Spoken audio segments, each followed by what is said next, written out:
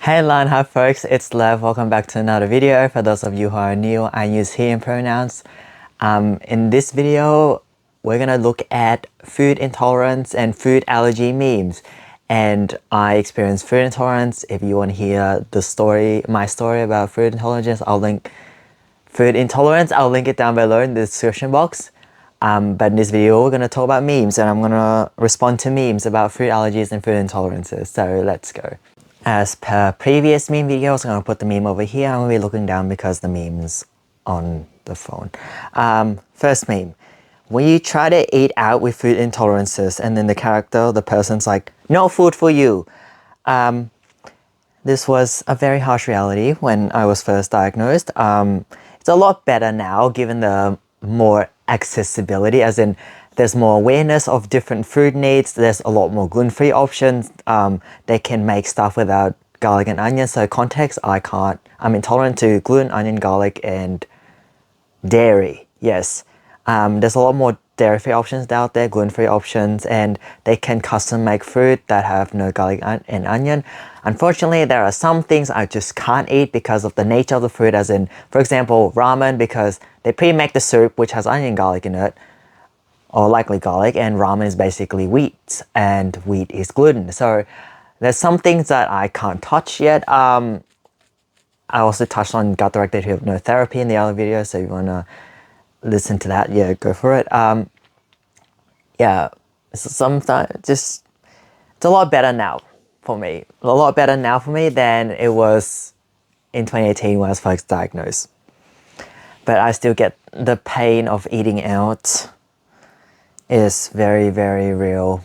Going back to the awareness thing, yep, there's definitely a lot more options now in both restaurants and supermarkets for people with different food needs. So for example, when I go to a restaurant, there's more custom made. Like I mentioned, there's some things I can't eat because of the nature of the food, but a lot more places now have customizable options. I'm like, okay, you make this without gluten, onion, garlic, dairy. There are some foods I can't eat, but when people make stuff from scratch, typically, it's very doable for me. All right, second meme. When you find a new safe food, this relates to me now and also relates to me back then. So back then I was on low FODMAP, and I had to cut out a bunch of different foods. And then once I realized that, hey, this is actually tolerable for me, I can actually eat this without it hurting me and don't feel pain and annoying abdominal symptoms like diarrhea and bloating and feeling clogged and stuff like that. It's like, yes, it's like reclaiming. It's like reclaiming power in a way. It's like, I thought I couldn't eat you, but now I can eat you and enjoy it, and it's like a win. And now it relates to me in the sense that there's a lot more options. And one example is I don't know, sometime this year, it wasn't at the start of this year, but maybe mid this year, I didn't eat pies since mid 2019. I didn't eat any pies because there were no pies that were gluten-free, dairy-free, onion-free, garlic-free. Once more gluten-free options started emerging at supermarkets and restaurants and cafes, I saw pies, I'm like, gluten-free, I'm like, yes, that ticks one of my boxes. And then it's like, sorry, this has onion in it, sorry, this has garlic in it. And I'm like, fuck. Like, yeah, it ticks one of my safe boxes, like gluten-free, but then it has other stuff I can't eat in it. Therefore, it turned out to be a disappointment. And then I found a supermarket, a grocery store that has pies that are gluten-free, onion-free, dairy-free, and garlic-free. And then I was like, oh my god, yes! And I also find gyoza that was gluten-free, onion-free, garlic-free, and dairy-free. And I'm like, yes! And there was also a pie I ate at a cafe somewhere. I bought it. It's from a cafe. And then I thought about not going in to check because in my head I'm like, yeah, it's probably gonna have like stuff I can't eat in it. And then I asked them, and they printed the ingredients list and they showed me, and I'm like, I can actually eat this. And it was the first pie, like meat pie I've had in like 3 years. And it was just so satisfying. I'm just like, oh my God. So yes, just finding stuff I can eat, and like I know I can eat, and then just like finding it has been the biggest challenge. Like finding stuff I can eat that I want to eat that I used to be able to eat but not anymore. It's just like, all right, third meme. Me reading the ingredients label for the 100th time. And there's a person looking at, I'm assuming the label that's thrown out in the bin. This is the most relatable. This is not most relatable. This is very relatable for me, especially when I was first diagnosed with IBS and I was put on low FODMAP diet. Very like hyper of like everything in every food. Like even if there was something, I would not eat anything that I didn't know the ingredients of. Like eating out, like I don't know what's in this, I'm not gonna eat it. This drink, yeah, I don't know what's in it, I'm not gonna drink it. Like, and then even like in terms of buying stuff from the shops and stuff, I would like read every single thing. Like dun dun dun dun dun dun dun. Oh no, there's this thing, nope, I can't have it. Reads another thing, da da da da da. Nope, no, it has this thing, I can't eat, I can't buy it. It was very tedious, but then it was necessary, because if I wasn't careful, I would end up eating something that would bring me pain and very unpleasant symptoms. And I'm scratching my mosquito bite because I have a bunch of mosquito bites.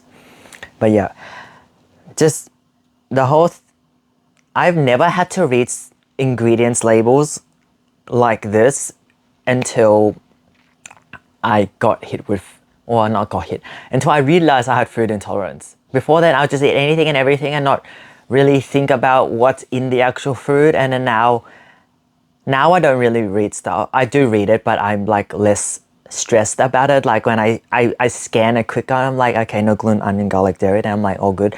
Back then it was like all these other things that were high FODMAP that I cut out. We're like, okay, this has like apples in it. All right, I can't eat that because apples high FODMAP. Okay, this has watermelon in it. That's high FODMAP. I can't eat it. This have a mushroom. Okay, that's high FODMAP. I can't eat that.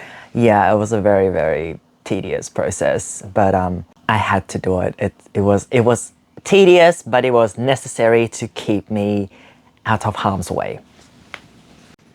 So the next meme is when you tell the chef that you have food allergies, but in reality, you just feel a little bloated in the morning. Most of the time when I eat out, I tell the chef I have food allergies and not food intolerance. Because firstly, some people, like some workers at the restaurants, like the servers, don't know what food intolerances are. And they think I'm a picky eater or something, and I don't like onion, garlic, dairy, and gluten in my food. And even when I do say food allergy,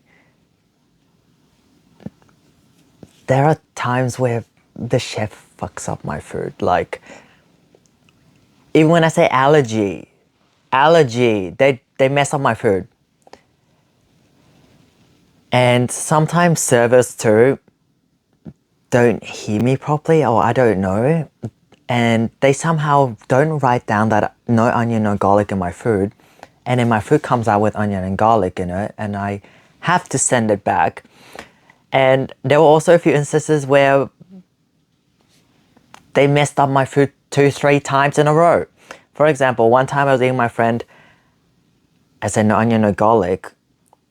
The first time they brought out the food, there was onion in it. I sent it back. The second time they brought it out, there was onion in it. And then I sent it back. And then I sent out another one. There was also onion in it. And I'm like, bruv, like, I didn't send it back again. I just like scooped out the remaining onion that they had put in my food and ate it anyway. Because I couldn't be bothered sending it back again. It's just some people don't take it seriously, which is very, very frustrating. Like if I actually had an anaphylactic response to stuff they put in the food. Like if I didn't have intolerance and I had an actual allergy and I went anaphylaxis, swell up and can't breathe, I would have almost died like more than 5 times. I would have almost died more than 5 times from all the errors people make at restaurants and food places. Also slightly off topic, but like the servers and the chef should get the food right. Like even if someone doesn't have allergies or intolerances but just doesn't want something in their food or have dietary requirements, whatever it may mean to them, still should be respected, still should be made correctly, even though someone may not have food allergies or intolerances. Like the food still should be made correct, regardless of anything. Still should make the food correct. And just following on this also, there are times where I do have pleasurable dining experiences because the servers take it seriously, like they double check, okay, no onion, no garlic, no gluten, and then the chef makes it right the first time.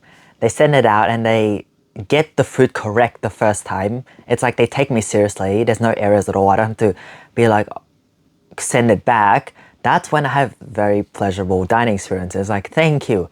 You made my food correct and I can enjoy this without like questioning why some people can't get, people who work in restaurants can't get food right. Also, I would tell, like, I haven't had garlic in like 3 years and it smells different from food that has garlic, for example, and onion in it. Like there are times where I eat the food and I'm like, this tastes like garlic. Turns out there was garlic in there and I had to send it back. I can tell when there's garlic in it because I don't eat garlic because of its high FODMAP, and I've cut that out from my diet until I start gut-directed hypnotherapy and hopefully introduce it back in again. But I know when food tastes different from my own normal baseline level, because I'm like, this tastes way too good with the stuff I can eat. This isn't too good to be true, and it is too good to be true because there is stuff I can't eat in there. It's like, Alright, the next meme. I'm allergic to gluten, dairy, nuts, and I'm vegan. Do you have anything I can eat? And then there's a picture of like cardboard fries and cardboard burger. I relate to this more so again when I first was diagnosed and there was a lot less options out there. This is basically how I felt. It's like, nah, there's nothing you can eat. I guess I'll just eat cardboard. And it's less stressful now than it was back then, given the broader range of options. But there are still times where I Yeah, the camera just crashed before and I was filming, so yeah, that's okay though. Yes, there are certain places such as food courts and shopping malls where it's very hard for me to find food that I can eat that covers all 4 bases for me. No onion, no garlic, no dairy, and no gluten. It's very hard because they tend to pre-make food from scratch and just serve it when people order, or there's stuff like McDonald's and Hungry Jack's and KFC and Subway, which I cannot have because it doesn't cover all 4 bases. In those situations, it's very hard for me to find food, and I relate to this meme and being like, can I just have a cardboard burger and fries then? Because there's nothing here that I can eat that won't hurt me. Alright, the third last meme. When you meet another person with food allergies and there's 2 dogs holding a stick and running together. This was a nice feeling. The only person I knew with food allergies was my ex, and we're no longer together. So, but yeah, it was really nice just knowing someone with food allergies or intolerances and being able to talk to them about it and not have to explain myself from A to Z, because when I say I can't eat this and I get pain or whatever, they're like, and then they just understand. It's like someone understanding me without me having to educate them, basically, is a very nice feeling. Yep. But even with everyone else in my life who doesn't have food allergies and intolerances, they've been very can't. Like if I go out to eat with my friends, they tend to accommodate my needs, as in they say, Lev, look, you can choose where we go to eat because you have food intolerances and we can just eat anywhere, like it's okay. So it's nice socially as well because I don't have to go where they want, and then I'll be like, oh shit, like what can I have here? And then like, yeah, actually just speaking on the social aspect, it feels very sad and isolating when I go to events and stuff or eat out and I have to go with the person the other people want, and I just tag along and I just eat whatever I can on the menu. It's like you take what you have type thing, and I don't get options. It's very isolating. It's like, how do I explain it? Like if the only thing I can have there, for example, is, for example, with Korean barbecue, unmarinated meat with white rice, that's literally what I can eat, and that's what I ended up eating because there was literally no other option for me. It's me eats meat. It's either eating that or eating nothing. Not saying that unmarinated Korean barbecue meat wasn't nice. It's just, it's a lot more isolated. It's like everyone had all this stuff with all the flavoring, and I just eat here, eating whatever I can take. And I don't choose what I get to eat because there is nothing for me to choose from at this specific place. Yeah, it's very isolated. And even like going to things I'm invited to, I tend to eat beforehand, before I go. For example, there's this picnic event I'm going to next week, and I plan to eat at home before I go because pretty sure I'm like almost certain there's gonna be no gluten-free bread, and whatever's on the barbecue, such as sausages will highly likely have onion and garlic in it. That's why I plan ahead with this stuff. It's like, okay, I'll go there to be social, but I'm not gonna touch food. And I sort of have to look after myself in this situation. So it tends to be like very nice and it's more enjoyable for me to eat out where I get to choose, because I know, like, it's like I get to choose the place and I know what I like there and I know what my options are at the place, and then I can just choose and not have to eat whatever is like on the menu that is okay for me. It's like out of my control. It's like, here, you can have this because it's the only thing you can eat. Like, here, we'll give you this. Like, yeah, it's nice to have a sense of control and choice and not just tag along and bite what I can have. The second last meme, someone looking at the menu and questioning which one of these won't kill me. This is also very relatable because of the different food intolerances, and an example I have in particular is when I went to eat hot pot, and the soup base I could eat, because the first time I went there, I did ask them, hey, can you, like, what options soup base wise doesn't have onion and garlic and dairy in it. And there was one soup base I could eat, and I'm like, yes, that's an absolute win. And then there was the hot pot train that we ate at the hot pot train that goes around in a circle. Not circle, but you know what I mean. It goes around the conveyor belt thing. And there was stuff on there that I couldn't eat because it was wheat, it was garlic in it. And I'm like, that looks sus. Like, I'm not gonna touch that. The stuff I ate was like just the meat, the plain meat and veggies and rice vermicelli. There was also noodles. I avoided that. And there was stuff that they made, like I can eat like pure seafood and seafood that's not marinated, seafood that doesn't have stuffing in it because I don't know what's in it.